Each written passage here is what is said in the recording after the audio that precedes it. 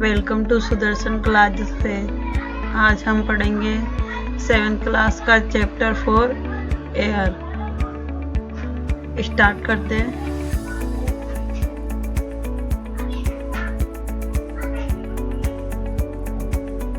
Our Earth is surrounded by a huge blanket of air called atmosphere। जो हमारी अर्थ है उसके चारों ओर एक ब्लैंकेट के रूप में जो एयर होती है वो उपस्थित है।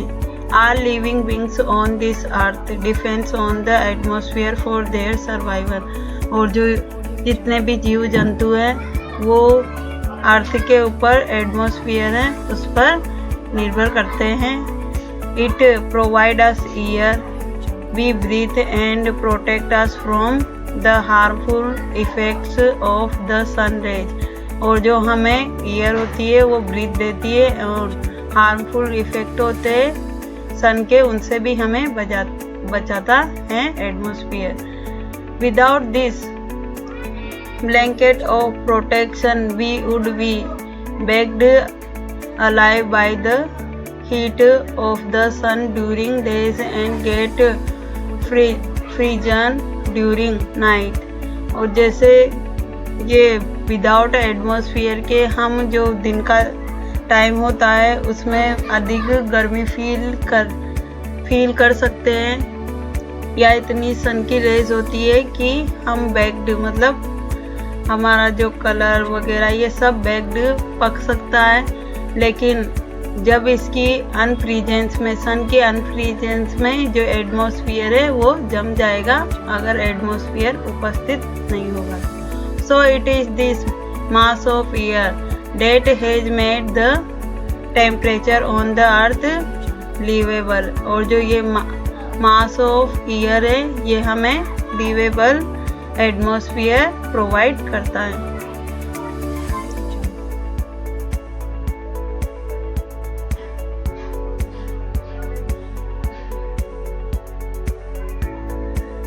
Composition of the atmosphere. Atmosphere का कंपोजिशन कैसे होता है उसके बारे में रीड करेंगे।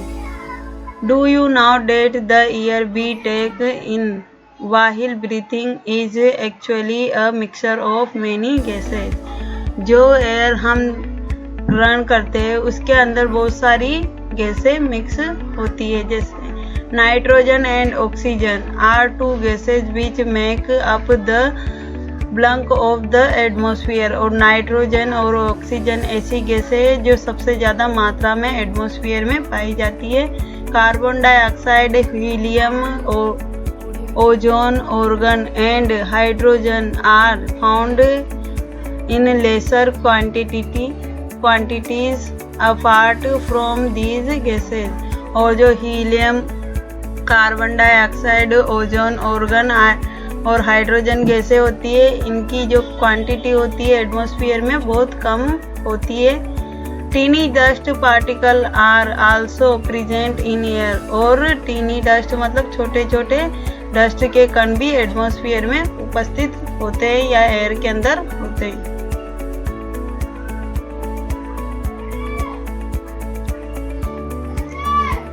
The pie chart give you the percentage of different constituents of air। जो ये पाई चार्ट दिया गया है इसमें बहुत सारी मतलब गैसों की परसेंटेज दी गई है। जैसे कार्बन डाई 0.03% और ऑर्गन है 0.93% है। ऑल द अदर्स 0.04% और ऑक्सीजन 21% और नाइट्रोजन 78% उपस्थित है। जो नाइट्रोजन की मात्रा होती है एटमॉस्फेयर में सबसे ज़्यादा होती है। Nitrogen is the most plentifully gas in the air. और जो नाइट्रोजन होती है वो सबसे ज़्यादा और सबसे महत्वपूर्ण गैस है एटमॉस्फेयर की। When we inhale we take some amount of nitrogen into our lungs and exhale it, और हम इस नाइट्रोजन का कुछ पार्ट होता है जो हमारे अंदर ब्रीथिंग के द्वारा चला जाता है और लंग्स के द्वारा बाहर निकाल दिया जाता है। But plants need nitrogen for their survival, लेकिन प्लांट होते हैं उनके लिए नाइट्रोजन बहुत उपयोगी और उनकी लाइफ को सर्वाइव करने के लिए बहुत इम्पोर्टेंट होती है। दे कैन नॉट टेक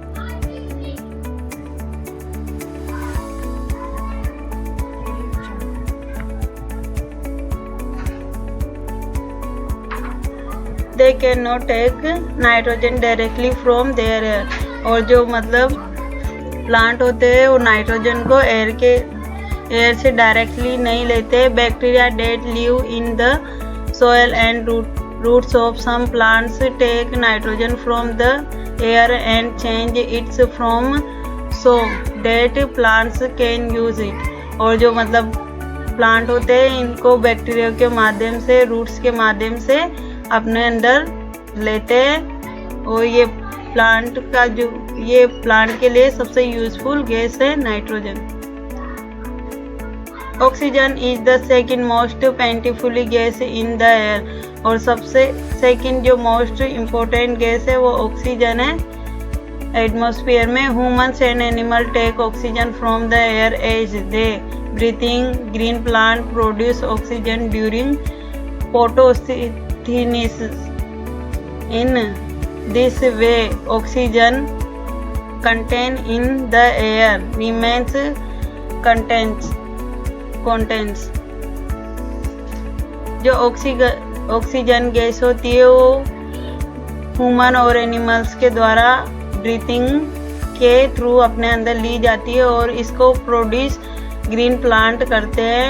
जो फोटोसिंथेसिस एक प्रक्रिया होती है, इसके माध्यम से इसको प्रोड्यूस करते हैं। In this way oxygen content in the air remains constant, और ये मतलब ऑक्सीजन छोड़ते इस माध्यम से। If we cut trees, then this balance gets disturbed। यदि हम प्लांट्स को या ट्रीज को काट देंगे तो ये जो बैलेंस होता है गैसेस का वो डिस्टर्ब हो जाएगा।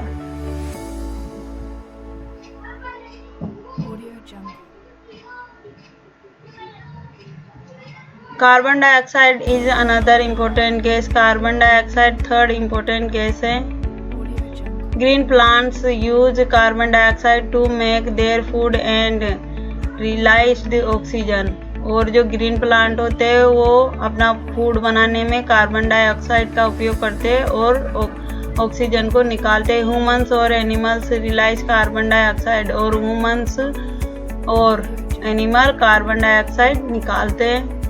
The amounts of the carbon dioxide released by the humans animal seems to be equal to the amount used by the plants, which make a perfection balance। और जो ह्यूमन और animals के द्वारा जो अमाउंट निकाला जाता है वो इक्वल होता है जो प्लांट्स के द्वारा ऑक्सीजन निकालने का होता है। ये एक परफेक्ट बैलेंस है इन दोनों का, ऑक्सीजन निकालने का, कार्बन डाइऑक्साइड छोड़ने का। However, जबकि this balance is upset by during of fuels such as coals and oil, और जो ये बैलेंस डिस्टर्ब होता है ड्यूरिंग किससे, फ्यूल्स ज़्यादा ईंधन जलाने से, कोल्स कोयले का उपयोग करने से या ऑयल का उपयोग करने से। ऑयल किस रूप में उपयोग होता है, जैसे ट्रैफिक वगैरह, इनमें ऑयल का जो पेट्रोल होता है इसका उपयोग होता है, और इससे बहुत सारी गंदी गैसें निकलती है जो कार्बन डाइऑक्साइड ज़्यादा उत्पन्न करती है।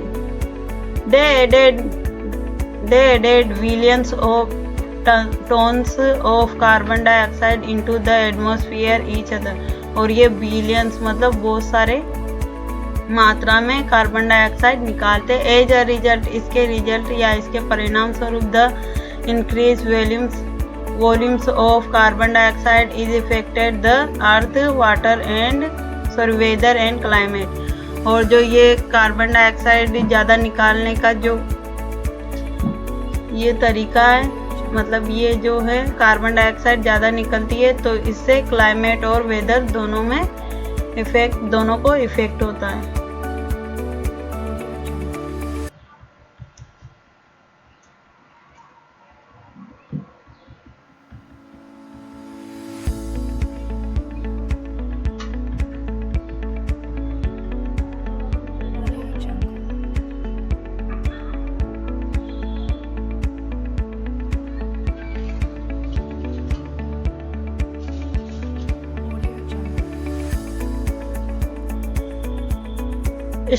Structure of the atmosphere. अब एटमॉस्फेयर में स्ट्रक्चर मतलब किस प्रकार से गैसें उपस्थित होती है या किस प्रकार का एटमॉस्फेयर होता है, इसका स्ट्रक्चर कैसा है उसके बारे में रीड करें। Our atmosphere is divide into 5 layers starting from the earth surface. और जो हमारा एटमॉस्फेयर है 5 परतों में बटा हुआ है जो अर्थ के सरफेस से स्टार्ट होता है। दीज आर द ट्रोपोस्फेयर, इनमें जो है troposphere, stratosphere, mesosphere, thermosphere and exosphere. ये 5 स्फेयर हैं जो एटमॉस्फेयर में पाए जाते हैं। इनको 1 बाय 1 रीड करते हैं। Troposphere, this layer is the most important layer of the atmosphere. ये सबसे इम्पोर्टेंट लेयर है एटमॉस्फेयर की। It's average height is 13 kilometre और इसकी जो एवरेज हाइट है अर्थ से 13 किलोमीटर होती है। The air we breathe exists here, और इसके अंदर हमारी जो हम सांस लेते हैं वो गैसें या एयर उपस्थित होती है। Almost the weather phenomena like the rain fall, fog and the hail storm occurs in this layer. और ये जो मतलब फॉग वगैरह, ये रेन वगैरह, ये सब किस लेयर के ऊपर उपस्थित या इसमें से लिए गए हैं? ट्रोपोस्फेयर से इसमें उपस्थित होते हैं रेन फॉल वगैरह ये सब। Stratosphere, above the troposphere lies the stratosphere. जो ट्रोपोस्फेयर है उसके ऊपर कौन सी लेयर है? Stratosphere. It extends up the height of 50 kilometre, और जो ये 50 किलोमीटर तक फैली हुई है। This layer is almost free from clouds and associated weather phenomena making conditional most ideal from flying aeroplane. और ये मतलब क्लाउड वगैरह और एसोसिएटेड वेदर इन सब से ऊपर उपस्थित होते हैं और इसके अंदर एरोप्लेन उड़ाने की जो मतलब कंडीशन होती है उपस्थित होती है। One important feature of stratosphere is that it contains a layer of ozone gas, और इसके ऊपर जो होती है ओजोन गैस उपस्थित होती है। ये इसकी विशेषता है। ओजोन गैस उपस्थित होती है, ये इसकी विशेषता है। We have just learned how it protects us from the harmful effect from the sun। और जो ये ओजोन की परत होती है ये हमें प्रोटेक्ट करती है हार्मफुल जो गैसें होती है, हार्मफुल इफेक्ट होता है सन रेज का उनसे।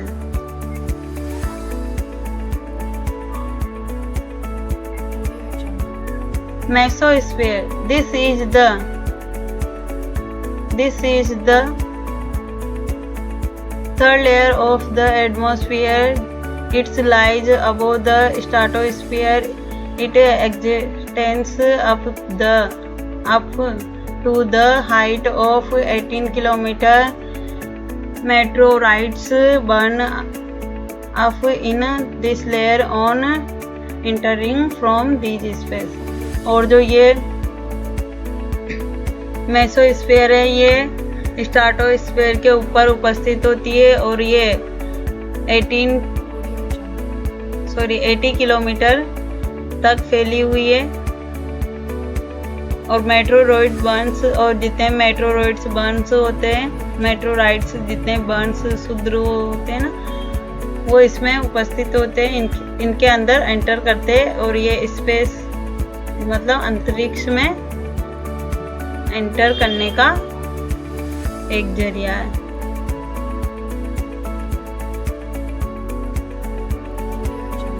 Thermosphere. In the thermosphere, temperature rise very rapidly.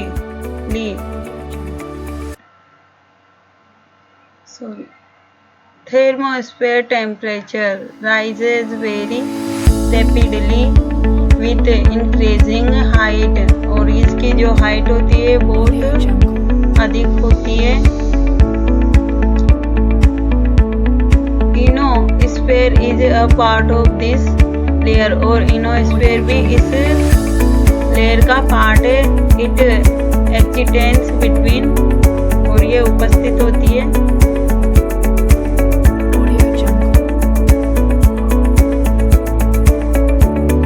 80 kilometre 400 kilometre और 80 किलोमीटर से 400 किलोमीटर तक ये उपस्थित होती है mesosphere. This layer help in radio transmission और जो ये रेडियो जितने भी ट्रांसमिशन होते हैं रेडिकल जो तरंगे होती है इनमें यह हमारी हेल्प करती है। In fact radio waves transmitted from the earth are reflected back to the earth by this layer और जो मतलब रेडिकल जो तरंगे होती है वापस धरती पर आती है, ये उसको भी इफेक्ट या रिफ्लेक्ट करती है।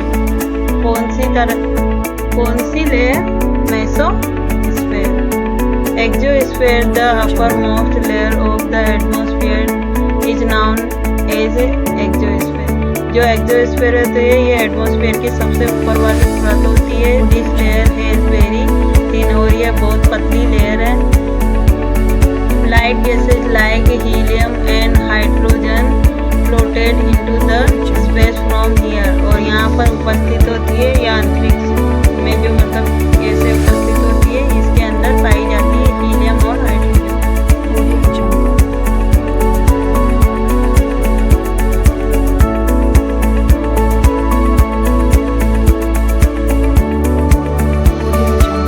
Weather and climate. अब वेदर एंड क्लाइमेट क्या होता है इसके बारे में रीड करेंगे। इज इट पढ़ेंगे, इसमें इसकी डेफिनेशन भी दी गई है। Is it going to rain today? Will it be bright and sunny today? How many times have we heard this from any anxious cricket fans speculating the fact of a one day match. हमने बहुत सी बार मतलब match होने से पहले ये सुना है कि आज का दिन हो जो दिन होगा वो रेनी होगा या सनी या ब्राइट डे होगा। If we image our body to be a radio and the mind its speaker. हम यदि ये इमेज करते या सोचते हैं कि हमारी जो बॉडी है रेडियो होती और जो हमारा माइंड है स्पीकर होता, तो weather is something that fiddles with its control knobs. तो इसको कंट्रोल करने की नॉब्स क्या होता? वेदर होता है। वेदर के अकॉर्डिंग हमारा जो बिहेवियर है वो चेंज होता रहता है। Weather is this hour to hour and day to day condition of the atmosphere. जो वेदर होता है वो hour to hour and day to day condition होती है एटमॉस्फेयर की। ये वेदर की डेफिनेशन है। वेदर क्या होता है? Hour to hour and day to day जो कंडीशन होती है एटमॉस्फेयर की वो होती है वेदर। अ हॉट और humid weather may make one irritable a pleasant breezy weather may make one cheerful and even plan for a outing। और जो मतलब हॉट और humid जो वेदर होता है ये हमें मतलब इरिटेबल बना देता है और जो ब्रीजी जो वेदर होता है मतलब चेयरफुल जो वेदर ब्रिज का जो वेदर होता है वो अच्छा होता है और उस वेदर को देख के हम कोई इवन मतलब कहाँ बाहर घूमने की आउटिंग की प्लान बना सकते हैं। कैन चेंज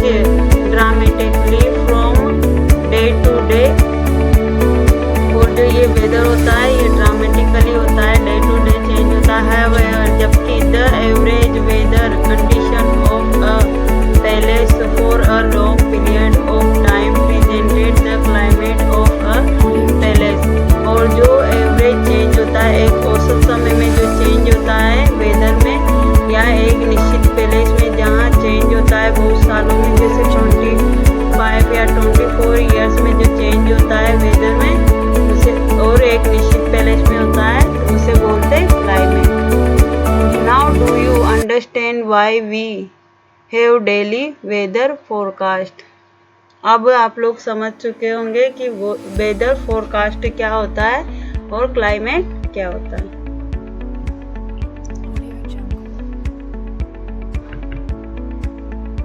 नेक्स्ट है टेम्परेचर। टेम्परेचर क्या होता है उसके बारे में रीड करेंगे। The temperature you feel every day is the temperature of the atmosphere. जो टेम्परेचर आप डेली फील करते हो वो टेम्परेचर ऑफ एटमॉस्फेयर होता है, एटमॉस्फेयर का टेम्परेचर होता है।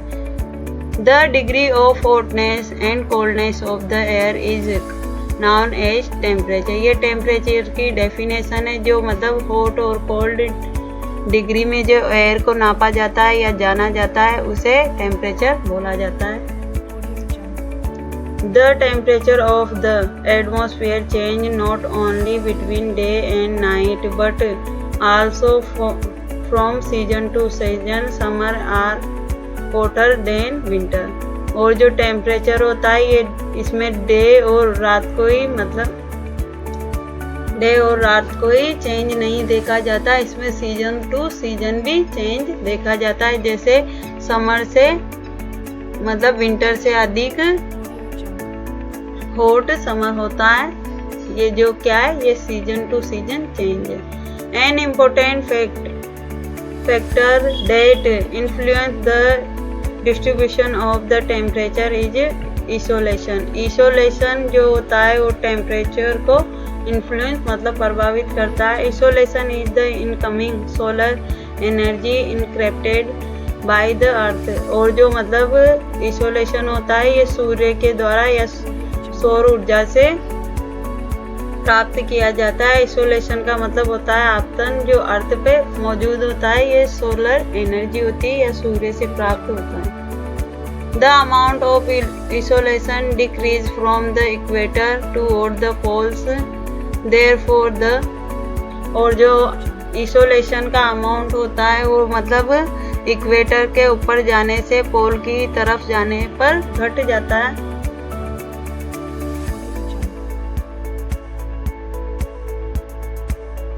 Therefore इसलिए the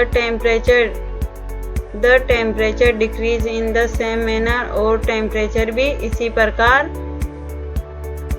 घटता रहता है। जो मतलब सूर्य का प्रकाश है वो पोल की तरफ कम होता है जबकि इक्वेटर पर अधिक होता है। ये इस कारण होता है क्योंकि जो इक्वेटर होती है वहाँ पर सूर्य की रेज सीधी पड़ती है जबकि पोल्स में इसकी रेज नहीं पहुँच पाती है। तो वेदर का भी यही सेम सिस्टम है, तो वहाँ पर जो रेज नहीं पहुँच पाती है तो वहाँ का टेम्परेचर कूल होता है। नाउ अब do you understand why poles are covered with snow. अब आपको पता चल गया होगा कि जो मतलब पोल्स होते हैं वो स्नो से क्यों कवर होते हैं। if the earth's temperature rise too high it would become too warm for some crop to grow।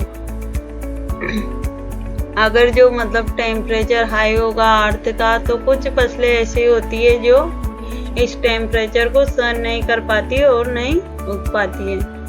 The temperature in the cities is much higher than the village. जो temperature होता है city का वो सबसे ज़्यादा high मतलब village से भी हाई होता है। ये क्यों होता है देखते हैं।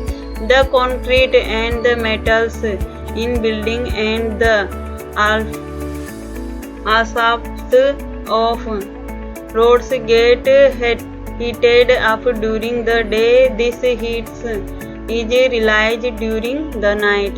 और जो मतलब दिन के समय में जो कंक्रीट की बिल्डिंग मेटल्स की बिल्डिंग होती है ये सन से हीट मतलब हीट प्राप्त करके गर्म हो जाती है और ये इसको कब नाइट को इस हीट को रियलाइज करती है। इसलिए जो सिटी का टेम्परेचर होता है अधिक होता है जबकि विलेज या गाँव का टेम्परेचर कम होता है क्योंकि वहाँ बिल्डिंग कम होती है, पेड़ पौधे ज़्यादा होते हैं। Also the covered high rise building of the cities trap the warm air and thus airs the temperature of the city। और जो मतलब सबसे ज़्यादा हाई बिल्डिंग वगैरह होती है ये सबसे ज़्यादा गर्मी निकालती है सिटीज़ में, तो इसलिए वहाँ का जो टेम्परेचर होता है सबसे ज़्यादा हाई होता है, सिटी या विलेज से ज़्यादा हाई होता है।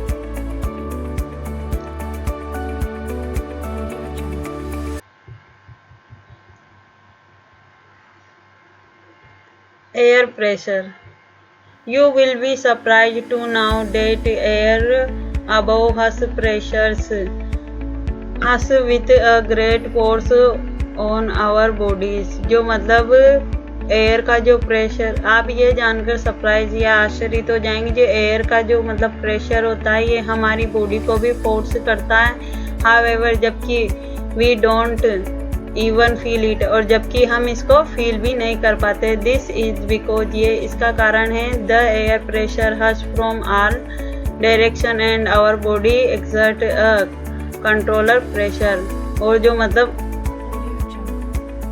जो ये एयर होती है हर तरफ होती है और हर डायरेक्शन हर दिशा में होती है, और हमारी बॉडी है जो एयर को अपनी तरफ खींचती है और उसको कंट्रोल करती है, इसलिए हमें ज़्यादा एयर फील नहीं होती। Air pressure is defined as the pressure exerted by the weight of air on the earth surface. और जो एयर का प्रेशर है उसको कैसे परिभाषित किया जा सकता है, वेट ऑफ एयर, मतलब एयर का वेट से किया जाता है कि अर्थ के सरफेस पे वेट कितना है एयर का उससे। As we go up the layer of atmosphere, the pressure falls rapidly। जैसे जैसे हम मतलब एटमॉस्फेयर की लेयर्स पढ़ी थी ना हमने ऊपर वाले चैप्टर में, जैसे जैसे हम एयर की जो एटमॉस्फेयर की जो लेयर है उनके अकॉर्डिंग आपको ये एयर प्रेशर देखने को मिलेगा। The air pressure is highest at sea level, और सी लेवल पर सबसे ज़्यादा एयर प्रेशर या वायु दाब होता है। एंड डिक्रीज विथ हाइट, और ये ऊंचाई के साथ कम होता जाता है। Horizontally the distribution of air is influenced by temperature of air at a given place. और जो मतलब एयर का जो डिस्ट्रीब्यूशन होता है हॉरिजॉन्टली, मतलब एक सीधी रेखा में, वो मतलब टेम्परेचर से प्रभावित होता है। जैसे जैसे आप ऊपर की ओर चले जाते हो टेम्परेचर कम होता जाता है और एयर का जो दाब है बढ़ता जाता है। जहाँ टेम्परेचर कम होगा वहाँ एयर का प्रेशर अधिक होगा, जहाँ टेम्परेचर ज़्यादा होगा वहाँ एयर का प्रेशर कम होगा। In areas where temperature is high the air gets heated and rise, और वो जहाँ मतलब सबसे ज़्यादा गर्मी होगी वहाँ पर से एयर उठेगी। This create a low pressure area, और जहाँ पर हीट ज़्यादा होगी गर्मी ज़्यादा होगी वहाँ पर लो प्रेशर एरिया बन जाएगा, क्योंकि वहाँ की जो एयर होती है उठकर दूसरी जगह चली जाती। Low pressure is associate with cloudy sky and the wet weather, और जो मतलब लो प्रेशर एयर होती है वहाँ पर क्या होते हैं क्लाउडी स्काई और वीट वेदर मतलब गीला मौसम होता है, वहाँ जाके ये एयर एसोसिएट हो जाती है। इन एरियाज हैविंग लोअर टेम्परेचर, जहाँ पर लोअर टेम्परेचर होता है मतलब कम ताप होता है, द एयर इज कोल्ड, वहाँ पर वायु ठंडी होती है। It is therefore heavy, और वहाँ पर इसका कारण है कि वहाँ पर जो मतलब वायु दाब है वो अधिक होगा। Heavy airs sinks and the create a high pressure area, और जो मतलब क्या करेगा एक high pressure area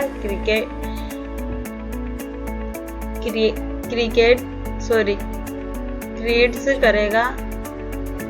high pressure is associate with clear and sunny sky, और जहाँ पर हाई प्रेशर होगा एयर का वहाँ पर जो मतलब बादल है और ये सब क्लियर दिखेंगे आपको, और सनी स्काई दिखेंगे मतलब वहाँ क्लियरिटी होगी मौसम में, कोई कोहरा वगैरह इस प्रकार का मौसम नहीं होगा जहाँ हाई प्रेशर होगा एयर का। The air always moves from high pressure area to low pressure area. और जो एयर का डायरेक्शन होता है एयर का चलने का, वो कैसे चलती है, हाई प्रेशर से लो प्रेशर की तरफ चलती है। इसको लर्न रखना, जो एयर कैसे मूव करती है high pressure to low pressure.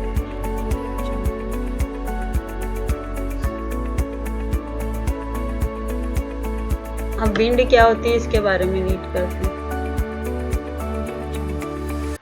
The movement of air from high pressure area to low pressure area called wind. जो मतलब मूवमेंट होता है, जैसे हवा चलती है हाई प्रेशर से लो प्रेशर की ओर, तो इसे विंड बोला जाता है। Can you see wind at work as it blows dry leaves drone the pavement और rooted trees during a storm.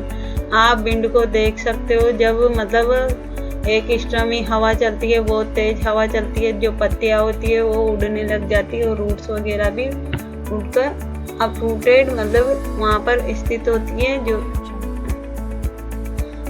उसके साथ पत्तियां उड़ने लग जाती है। तो आपको मतलब एयर फील कर सकते हो या उसको देख सकते हो कि एयर चल रही है। Some time when the wind blows gently you can see even see it blowing away smoke और फाइन डस्ट। और मतलब सम टाइम विंड होती है सामान्य तरीके से चलती है, तो आप उसको ओनली स्मोक की तरह या डस्ट को उड़ते हुए देखते हो, तो उससे फील कर सकते हो कि विंड चल रही है। At times wind can be so strong. और जब मतलब at times wind can be so strong that it is difficult to walk against it. जब विंड मतलब अधिक चलती है या स्ट्रॉन्ग होती है, तो हमें उसके अगेंस्ट मतलब उसके विपरीत चलना बहुत कठिन हो जाता है। You must have experienced it is not easy to hold an umbrella on a windy day। और आपके लिए मतलब बहुत सी बार आपने फील किया होगा, एक्सपीरियंस किया होगा, जब विंड तेज चलती है आपके लिए अम्ब्रेला पकड़ना कितना डिफिकल्ट या कितना वो होता है। आप तेज हवा में विंड मतलब अम्ब्रेला को पकड़ के नहीं रख सकते, वो उड़ने की कोशिश करता है। Think of some other example when strong winds have created। इसके मतलब आप सोच सकते हो या इसके अदर और भी एग्जाम्पल है जिसको आप क्रिएट कर सकते हो। जब विंड तेज चलती है तो क्या होता है। प्रॉब्लम फॉर यू, बहुत सी बार मतलब विंड के अधिक चलने के कारण आपकी लाइफ में प्रॉब्लम आ जाती है। Winds can be broadly divided into 3 parts. Wind को बोर्डली मतलब मुख्य रूप से 3 पार्ट्स में डिवाइड किया गया है। परमानेंट विंड्स, परमानेंट विंड कौन सी होती है, जो हमेशा ही चलती है। द ट्रेड्स विंड्स, इनको बोलते हैं द ट्रेड विंड्स।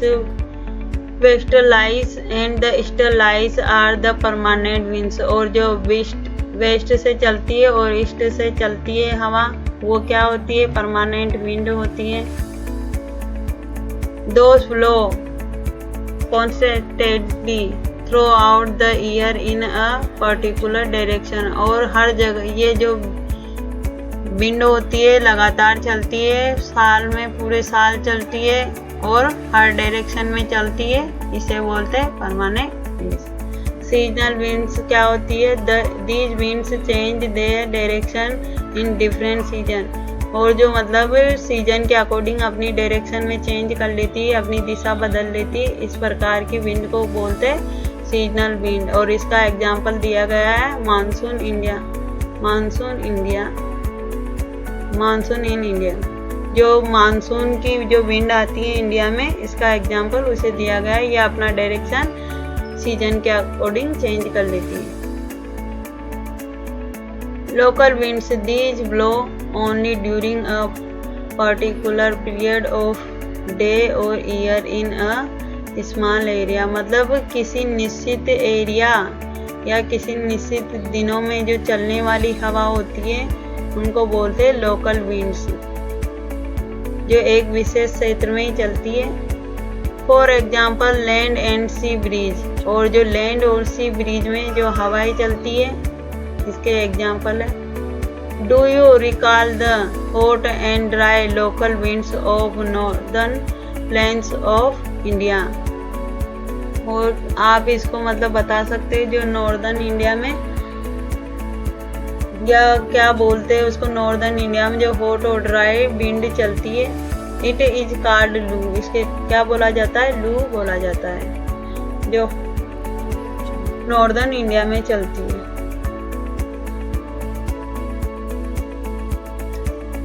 साइक्लोन, हम अब पढ़ेंगे साइक्लोन के बारे में। Orissa locate on the eastern sea coast of India is prone to cyclones that originate in the Bay of Bengal। Orissa में जो मतलब उड़ीसा लोकेट है ईस्टर्न कोस्ट पर, जिसमें मतलब बे ऑफ बंगाल में एक साइक्लोन ओरिजिनेट हुआ ऑन 17-18 अक्टूबर 1999 को। Cyclone hit 5 district of the state, और इस साइक्लोन ने मतलब 5 डिस्ट्रिक्ट से टकराया। ये another super cyclone awkward on the 29 अक्टूबर 1999, और जो दूसरा सुपर साइक्लोन था वो 29 अक्टूबर 1999 को ओरिजिनेट हुआ या उठा। That devastated large portion of the state. इसने बहुत सारे मतलब इस स्टेट के बहुत सारे पार्ट को डैमेज किया या उसका विनाश किया। The damage cause very mainly due to 3 factor wind velocity rain and tidal शुगर। और जो ये मतलब काज था किसके कारण होता है? टाइडल सर्ग एंड विंड वेलोसिटी के कारण। ये जो साइक्लोन आया था इनके कारण आया था। विंड मतलब हवाओं से, और जो समुद्री जो मतलब टाइडल उठते हैं उनसे। The wind of up to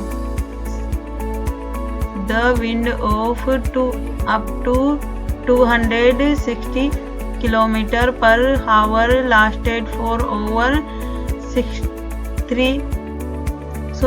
36 hours. और जो ये मतलब इस साइक्लोन की स्पीड थी 260 किलोमीटर पर की रफ्तार से ये आया था और 36 हावर तक चला था। These highly velocity winds up to red tree and damage the कच्चा houses, rooftops of several industrial sites and another houses were also blown away। और इस साइक्लोन के कारण जो मतलब इंडस्ट्रियल के रूफ है, ट्री उखड़ गए और कच्चा हाउस उस हवा के साथ उड़ गए, मतलब बहुत सारा नुकसान हुआ।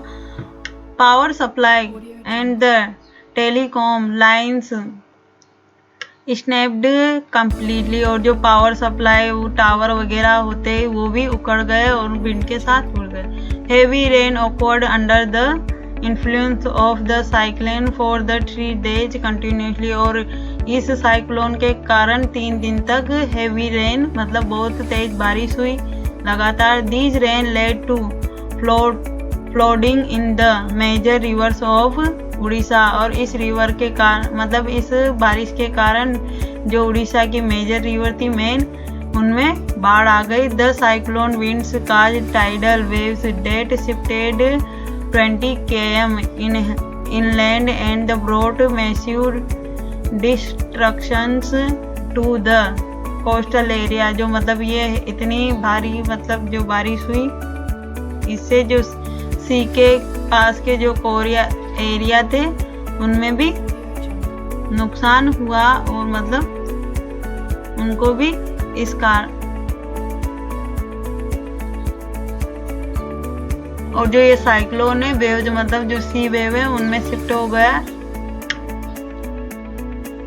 The 7 to 10 metre high tidal wave intruded suddenly and causes massive damage to the standing paddy crop। और जो मतलब ये सी वेव्स है जिसकी ये कितने मीटर तक उठी, 7 से 10 तक। और इसने क्या किया, जो मतलब कोस्टल एरिया के जो पैडी क्रॉप वगैरह जो एरिया थे उनको भी नष्ट कर दिया।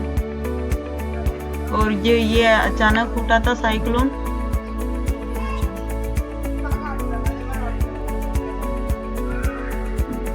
The cyclone originated as the depression in the Gulf of Thailand near east of Port Blair on 25 October 1999 and gradually moved in a northern westward direction. और जो ये साइक्लोन है कहाँ से उठा था, ये मतलब डिप्रेशन, गुल्फ ऑफ खाड़ी के डिप्रेशन के कारण उठा था। और जो इंडिया में ईस्ट में आकर पोर्ट ब्लेयर से टकराया, 25 अक्टूबर को टकराया 1999 को and gradually moved in northern. और ये फिर बाद में मुड़ गया नॉर्दर्न वेस्ट वॉर्ड में डायरेक्शन की तरफ। इन intensified into a super cyclone and hit the area between the Irasama and the Velikuda in Odisha on 29 October at 10:30 AM। और ये जो मतलब इरासामा और वेलिकुडा में उड़ीसा के 2 टाउन है, इनके अंदर 29 अक्टूबर को आया था। और कितने बजे आया था, 10:30 AM को। The super cyclone shipped the entire coast of Odisha including the cities of Bhubaneswar and Cuttack and 28 coastal towns। और मतलब जो फिर ये जो साइक्लोन है फिर शिफ्ट हो गया कहाँ पर, Bhubaneswar and Cuttack 28 coastal area, मतलब जो 28 कोस्टल एरिया जो टाउन थे उनके अंदर भी आ चुका था। उससे मतलब इस साइक्लोन ने इन टाउन को भी प्रभावित किया। About 13 millions people were affected. और 30 मिलियंस पीपल को इस साइक्लोन ने इफेक्ट किया। A large number of the life stock were killed. और बहुत सारे जीव जंतु मारे गए इसके अंदर। Standing crops of paddy, vegetable and the fruits were heavily damage. और मतलब जो फसल है वो भी नष्ट हो गई, सब्जियों की फसल है, फ्रूट वगैरह जो भी है वो भी नष्ट हो गए cyclone. Due to the salinations cause by the tidal शुगर। और ये सब टाइडल सर्ग के कारण हुआ। A large track of the agriculture land have turned infertile. और जो मतलब फर्टाइल लैंड थी, जो कोस्टल एरिया की फर्टाइल लैंड थी वो भी इनफर्टाइल मतलब अनउपजाऊ हो गई इस साइक्लोन के कारण। Large track of sals teak and the bamboo plantations have disappeared. और जो मतलब वहाँ के ट्रैक्स ऑफ सेल्स वगैरह जो अन्य और बैम्बो प्लांट की जो वहाँ पर क्रॉप होती है वो भी डिसअपेयर मतलब नष्ट हो गए। The mangrove forest between Paradip and Konark vanished. और जो पारादीप में मैनग्रोव की जो मतलब फसलें होती है वो भी पूरी तरह से नष्ट हो गई। ये था साइक्लोन के बारे में जो उड़ीसा में आया था 1999 को, जो थाईलैंड से उठा था। अब पढ़ेंगे मॉइस्चराइज। मॉइस्चराइज क्या होता है? मुख्य रूप से 3 प्रकार से रेनफॉल होता है। एक तो होता है कोल्ड और वार्म एयर को मिलने के बाद में जो मतलब प्रेशर बनता है उससे जो रेन होता है वो होता है साइक्लोनिक रेन। दूसरा आता है मॉइस्ट रेन। मॉइस्ट रेन होता है जो मतलब मॉइस्ट से जो पर्वत जो मतलब बादल उठ के जाते हैं और पर्वतों से टकरा जाते हैं और फिर उससे बारिश होते है, उससे बोलते हैं मॉइस्ट रेन।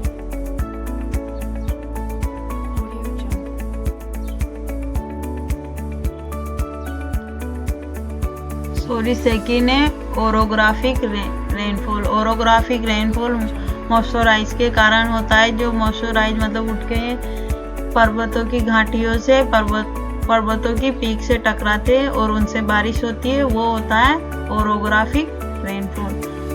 और सेकंड होता है कन्वेंशनल रेनफॉल, जो मतलब मुख्य रूप से जैसे वाटर सी लेवल से उठकर भाप बनकर वाटरफॉल बनकर ऊपर जाता है और ऊपर जाके ठंडा होके फिर वापस वाटर की फॉर्म में बदल के नीचे रेन के थ्रू नीचे आता है। इसे बोलते हैं कन्वेंशनल वाटर या रेनफॉल। इसको रीड कर लेते हैं।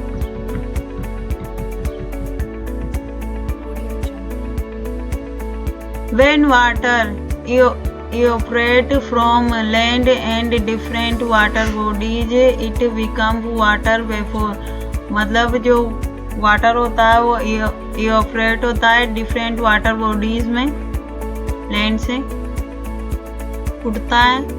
इट बिकम वाटरफॉल, ये क्या बनता है? वाटरफॉल होता है। Moisture in the air at any time is known as the humid.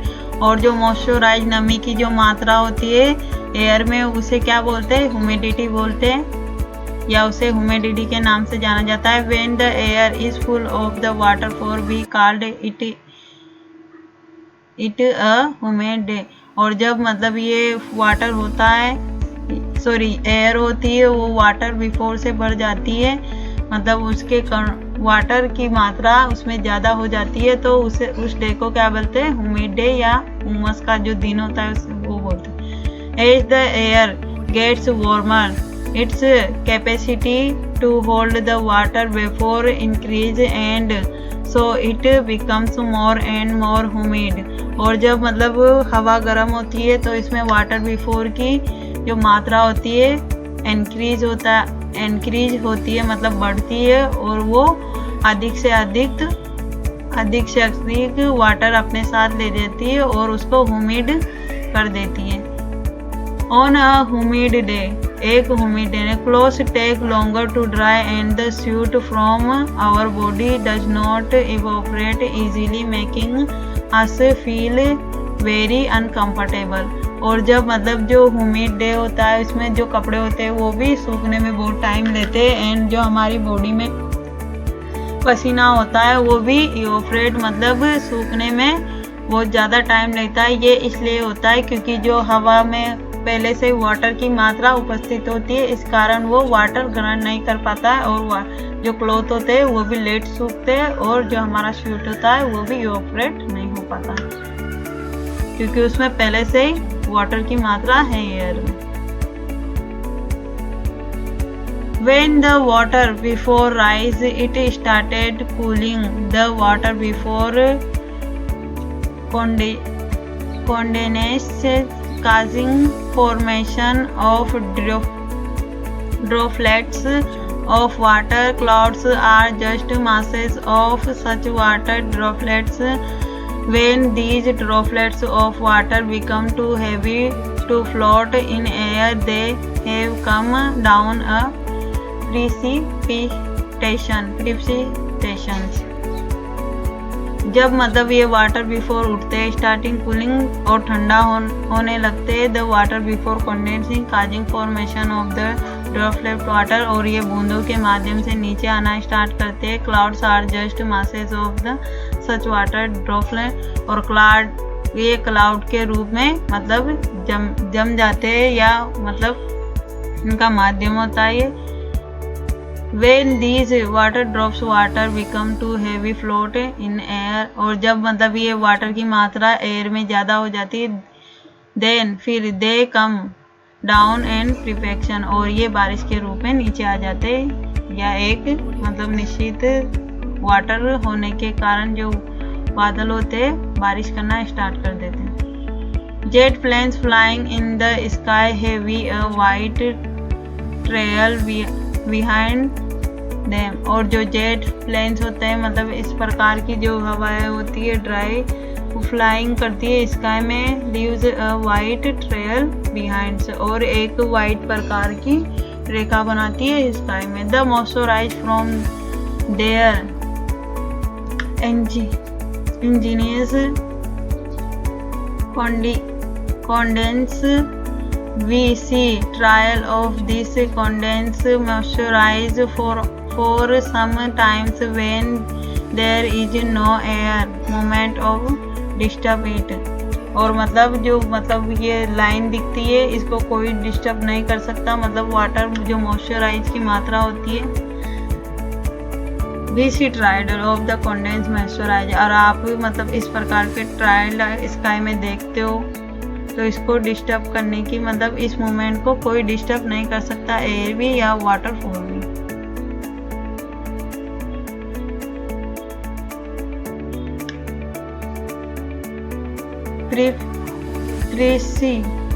Precipitation that comes down to the earth, the liquid form is called rain। और जो प्रिसिपिटेशन मतलब जो ये वाटर की जो बूंदें होती है नीचे आती है तो ये किस में आती है, एक रेन और लिक्विड फॉर्म में आती है, रेन की तरह। Most of the ground water comes from the rain water, और जो मतलब अधिकतर ग्राउंड वाटर होता है ये रेन वाटर की वजह से ही होता है या आता है। प्लांट्स हेल्प प्रिजर्व वाटर, और प्लांट क्या करते हैं, वाटर की रक्षा करते हैं या उसको बचा कर रखते हैं। When trees on hill side are cut, rain water flows down the where mountain and can causes flooding of low lying area. अगर जो मतलब माउंटेन वगैरह हिल होती है उनसे पेड़ काट दिए जाए तो वो बाढ़ के कारण बन जाते हैं, क्योंकि जब माउंटेन में पेड़ नहीं होंगे तो वाटर की जो मतलब जो बारिश होगी वो एक हाई फ्लो में नीचे की तरफ आएगी और नीचे की तरफ आके फ्लोड का कारण बन जाएगी। ऑन द विसाइड of mechanism there are 3 types of rainfall, मतलब रेनफॉल 3 टाइप के होते हैं। The conventional rainfall, orographic rainfall and the cyclonic rainfall. ये मैंने आपको बता दिया। साइक्लोनिक जो रेनफॉल होता है वो कोल्ड एंड ठंडी जो एयर होती है उसके मिलने के कारण आता है, और ये ओरोग्राफिक जो मतलब रेनफॉल होता है ये मॉइस्चराइज के कारण होता है। और कन्वेंशनल रेनफॉल जब वाटर वेपर ऊपर जाते हैं, ऊपर जाके ठंडा हो जाते हैं और फिर रेनफॉल या वाटर की फॉर्म में नीचे आते हैं, उन्हें बोलते हैं conventional rainfall.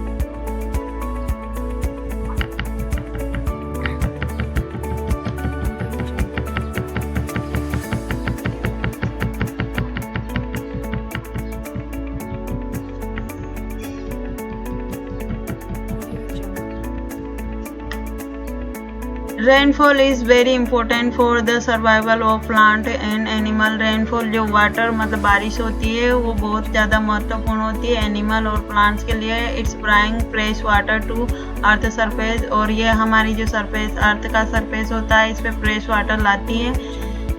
If rainfall is less water